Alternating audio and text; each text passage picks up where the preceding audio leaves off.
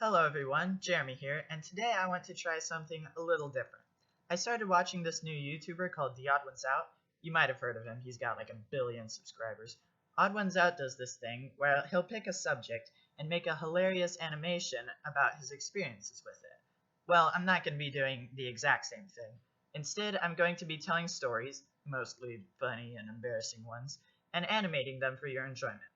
Okay, so we're going to be starting this series off with a bang. This actually happened very recently. So you guys remember my first and only vlog? If not, check it out, link in the description. Well, there was a little story that happened down in KC that I didn't really mention in the vlog at all. You'll see why. So, day 2, after I filmed a little clip, I went down to the elevator area and not really paying much attention to anything. It was late and I was watching the vlog clip on my phone. An elevator arrived and like 1 billion people walked out. Hotels seriously need to start making their elevators bigger. Anyway, after they all finished unloading, me, a random chick, and a random dude boarded and clicked our numbers. I love those buttons. There's something about seeing that little bright button light up orange after you click it. Ah, yeah. So, the girl didn't have to go very far. In fact, I'm pretty sure she could have taken the escalator. So she left, and it was just me and a random college dude who we're gonna call Bryce, because I cannot for the life of me remember his name. Bryce and I were both just messing with our phones and being introverts when the number counter thingy suddenly stopped. We both just kind of looked at each other like, that's weird. We weren't sure if we were still moving. The elevator next to us made it sound like we were, but the display said otherwise. A few minutes went by before we realized that nothing was happening. Bryce pushed the little emergency button, but all it did was make a loud ringing sound. That's it. It didn't call for help, it didn't fix the elevator, it just rang. And I was like, come on! Seriously, what if there was some kind of freak accident and someone was bleeding and someone was giving birth and I had the flu and we were all freaking out and pushed the emergency button and all we got was Fortunately,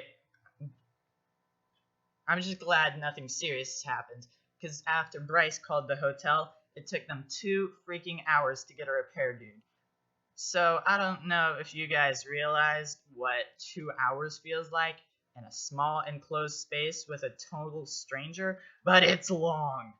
It was like 12 o'clock and I was starving and exhausted. I'm pretty sure there was no temperature control in the elevator, so I was also freezing. I remember thinking to myself, now I know what it's like to be Bear Grylls.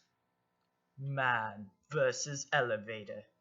I'm here in Kansas City, home to some of the world's most deadly elevators, and today I'm going into this elevator to see if I can make it out alive. I'm cold. I'm hungry.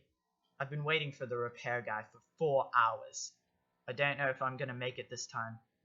Tell my wife I love her. Fortunately, Bryce was actually a really friendly guy, and since we had plenty of alone time, we just kind of lied?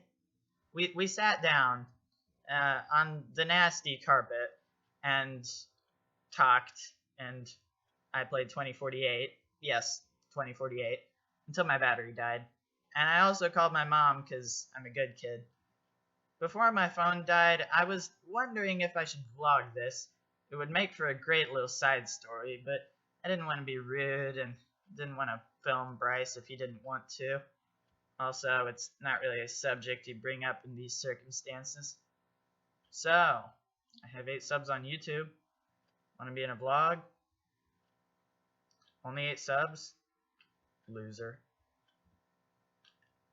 So I just kind of sat there staring at the wall trying to make conversation.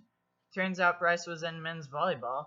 He was staying at the hotel during a tournament, which they lost. Sorry, Bryce. So a few hours went by before the repair guy finally showed up. Bryce managed to pry the doors open a little so we could communicate with the dude. You guys in there? Yeah. You okay? Yeah. Okay, hold on a minute. And then he proceeded to take his sweet little time. Cough, an hour and a half cough. Meanwhile, one of my friends texted me. We prayed for you. LOL, I'm fine. Maybe not the nicest response, but have you ever been up till 2 o'clock in a cold, small space and just felt absolutely dandy? No. No, you have not. After a while, we heard some tinkering above us as the repair guy lowered us down to the actual floor. We had been stuck between levels. Bryce's volleyball team was there waiting for them, and I think they went somewhere to eat. My dad had apparently been standing there watching the guy for like an hour. Also, there were like 5 adults in very official suits watching to make sure we were okay. They gave us free water bottles. How thoughtful.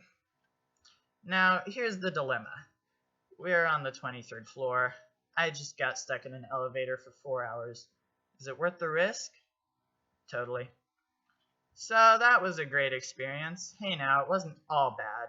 I beat my high score in 2048. I met a nice guy who I'm gonna say is named Bryce, even though I have no idea.